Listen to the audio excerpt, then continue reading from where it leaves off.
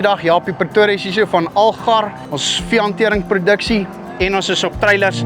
En ek wil uitlig die verskil tussen trailers, almal verkoop trailers.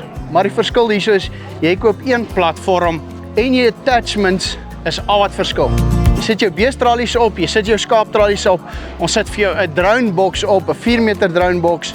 So een ou wat trailers uitverhuur, koop een platform en jy kan 3 verskillende kliënte tevrede stel met een platform. Wat ons ook doen is, ons vat jou tapkar en ons sit jou tapkar bo-op hom bou ons jou installasie met jou drone soos wat julle nou in die foto sal sien en jy haal hom af. Met oestyd as jou stroper begin hardloop, haal jy hom af.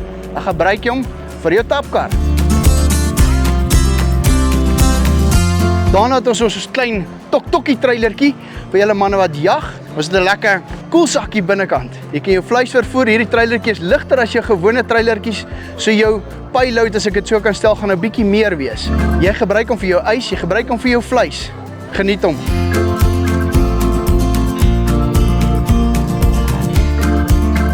Een van die opwindende goed wat ons hierdie jaar nou uitgebring het, is die nuwe Billy Junior reeks.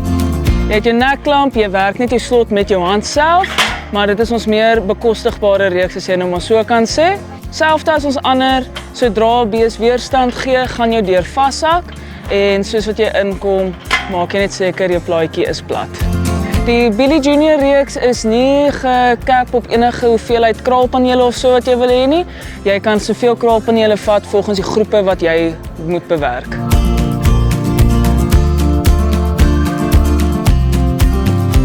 Indien jy enige behoefte het om 'n voerkraal op te rig of 'n hanteringskraal wat permanent vasgesit is, kan ons vir jou 'n kraal opsit.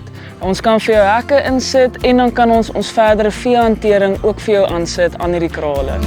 Ons kom dan na jou toe, ons vra net vir jou asseblief om 'n meeting met ons te reël. Dan kan jy dalk na ons kantore toe kom, ons kan jou uitleg gesels en ons kan kyk wat die pad vorentoe is om vir jou die beste kraal te kry wat jou behoeftes voldoen.